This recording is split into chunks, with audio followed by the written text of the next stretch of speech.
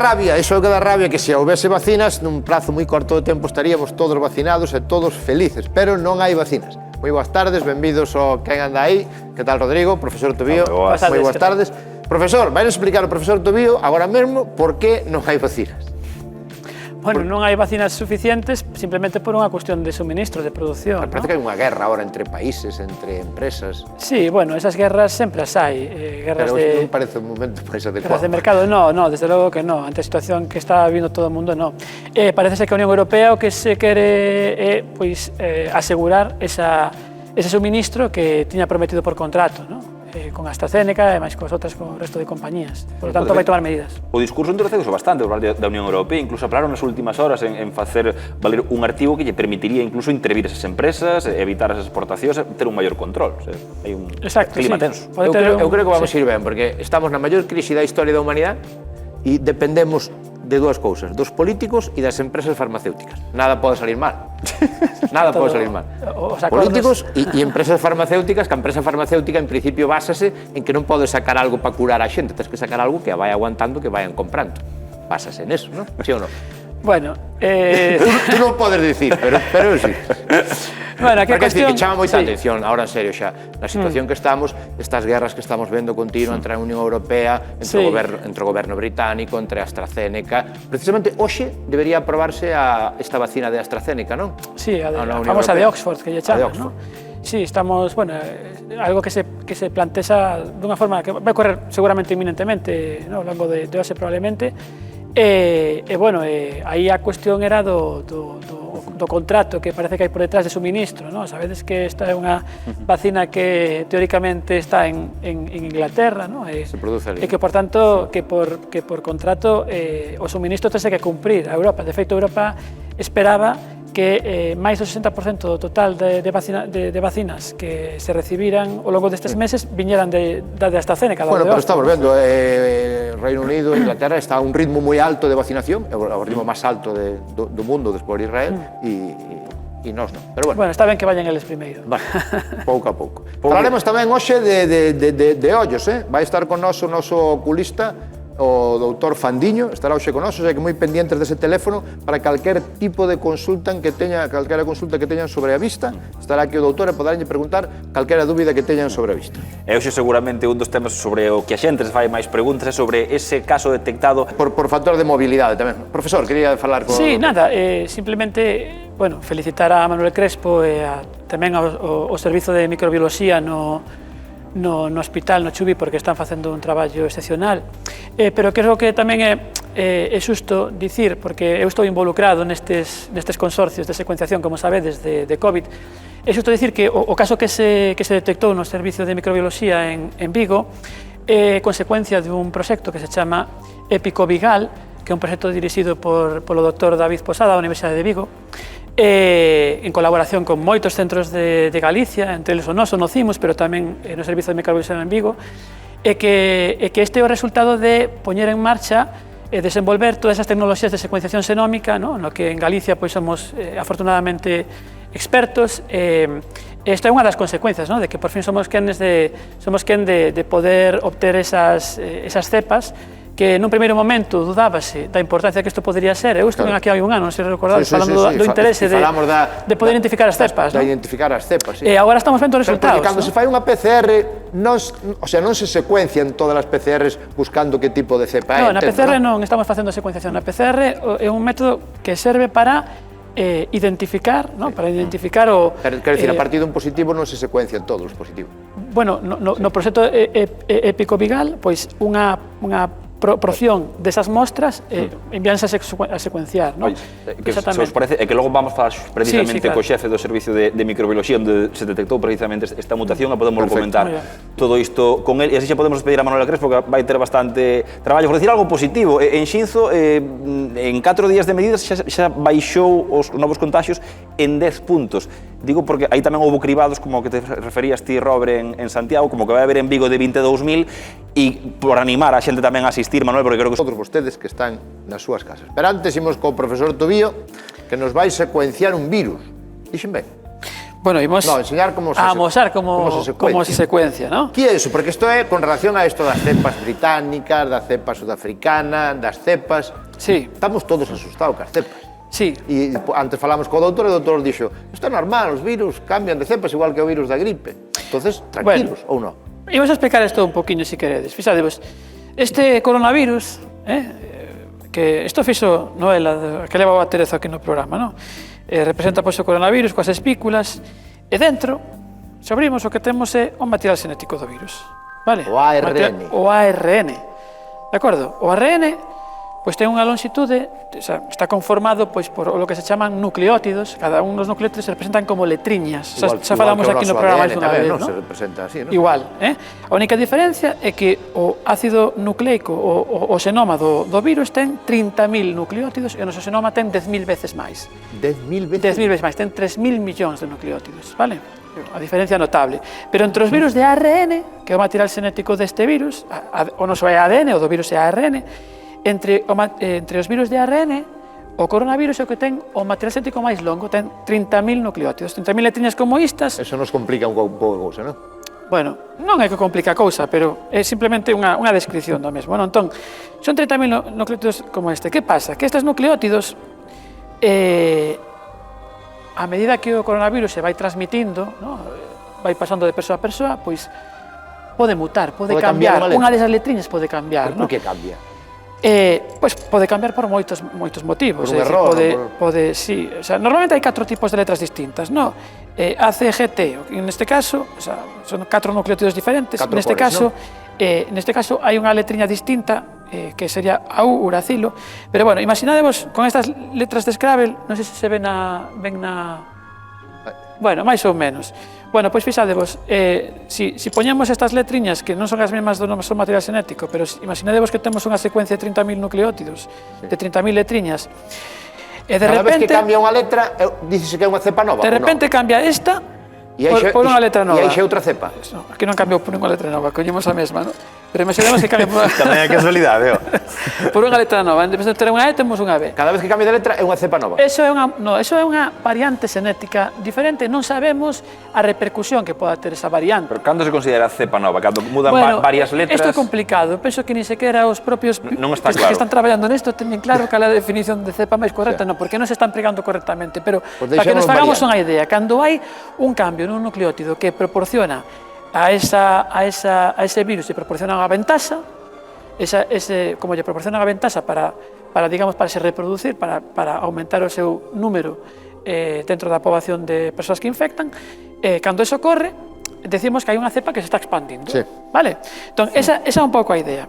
Entón, que pasa con isto das cepas? Bueno, pois que resulta que cepas novas ou, digamos, variantes xenéticas novas do virus están surgindo todos os días. O que pasa é que non todas son igual de importantes. Hai moitísimas. Home, seguramente este caso que saliu en Vigo como o primeiro de España, que tuvo su constancia 5 de xaneiro, seguramente non fora realmente o primeiro, ou vera por aí outras mostras que non se secuenciaron antes. Imos a falar disto agora. Entón, a cousa que pasa, a cousa é que cando esa variante xenética, cando ese nucleótido que cambia afecta a rexións importantes do ADN, entón eso pode ter unha repercusión. Neste caso que pasou esta variante, que é sudafricana, o que foi o que mutou na parte do ADN que dá lugar ás proteínas estas da envolta das espículas. Vale, esta a chave de acceso ás nosas células. Entón, esa mutación lle permite acceder moito máis rápido, con moita maior facilidade, polo tanto, ten unha capacidade infectiva para propagarse moito maior. Entón, este é o problema, non é que... Da sudafricana estás falando agora. Da sudafricana, e máis é unha cosa moi curiosa, porque a británica, a cepa británica, a británica, a sudafricana e a brasileira tiveron o mismo cambio, a mesma mutación, independentemente, con unha origen independiente. Todo cambian as espículas. Sí, exactamente a mesma mutación, que cambiou de forma independiente, ocurriu en diferentes partes do mundo, unha orixe completamente independente, a mesma mutación. E por eso teñen esa capacidade tan infecciosa para propagarse tan rapidamente, ¿no? Porque esa chave de acceso que ti dis, esas espículas, pois, digamos que traballan moito mellor, esa chave de acceso, lle dá acceso moito máis facilmente ás células humanas e pode infectar moito maior. Exacto. A clave está nas espículas, ¿no? Nesas mutacións xenéticas, ¿no? Que teñen repercusión nas espículas. Porque o virus sempre muta para mellorar, porque podría mutar e empeorar. Bueno, eso pode ocorrer tamén, o que pasa a ver se pasa algunha vez. Pero pode pasar. Pero cando muta para empeorar, Non nos eso non enteramos. lle vai dar unha ventaxa, e polo tanto non... Danos igual. Eso non vai a ter maior repercusión, vaise a propagar igual que calquera outra mutación que Pero non a ten ver, tamén ningún podría efecto. mutar a peor hasta que desaparecera.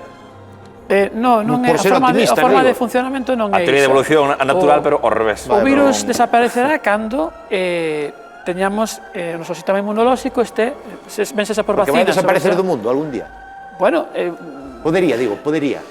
hai moi poucos microorganismos infecciosos que desaparecerán completamente. Sobre todo que estuveran en todo o planeta. De feito, seguramente non termina nunca de desaparecer. Igual temos que marcharnos antes. Vale, Bueno, perfecto. podemos incorporar... Todos son boas noticias. Para que enganarnos.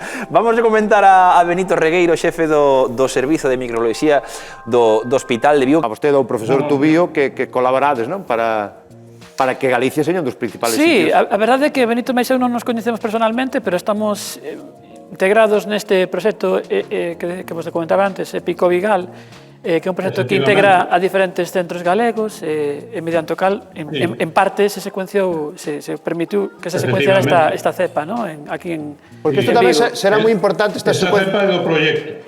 esta secuenciación para saber de que cepa estamos falando. Xa outro día comentábamos que había un artigo científico do cal se fixo eco a revista Nature, no cal xa se comentaba que as vacinas de Pfizer e máis de Moderna poderían ser parte dos anticorpos que produciríamos cando nos den esas vacinas, pois serían solamente un tercio eficaces con respecto á normalidade, é dicir, un 30% de eficacia con respecto ao esperado. Entón, sí que se sabe que esas dúas cepas, a sudafricana máis a británica, poden ser certamente máis resistentes a esas, digamos, o resultado das vacinas que... Bueno, pero a vacina pódese modificar, tamén. Exactamente, de feito, Moderna xa anunciou unha modificación que é o que vai a ser resistente, máis resistente de cara a esa cepa sudafricana, non? Sí. Pois, doutor Benito Regueiro, xefe de microbioloxía do Chubi, parabéns polo traballo a vostede e ao profesor Tubío e a todo o equipo, todo o equipo implicado nesta investigación. Conviña tamén mencionar a David Posada, doutor David Posada da Universidade de Vigo, que é quen está coordinando o proxecto. Pois moitas gracias, doutor. Unha aperta. Gracias. Moitas gracias. Bueno, Sí, señor. os científicos, que son xente importante, de repente, verdad, profesor? Totalmente. E Tubío Sí, demostra cada día cando ven aquí. Bueno, aquí fomos os primeiros en secuenciar, sabedes, o noso grupo de investigación, a cepa... Pues as cepas... Ninguén falaba falaba eso. das Sí, cepas este é aínda. un É que pouco secuenciador. se fala do quen anda aí, cuidado, sí, pouco sí. se fala. Hai moitos tipos de secuenciadores, este é un Ese é o que teño eu, sí, de última xeración, que isto cabe no peto, pois no peto tal, O de isto peto. é unha celda de fluxo que non o condensador de fluxo, que me dixeron unha vez.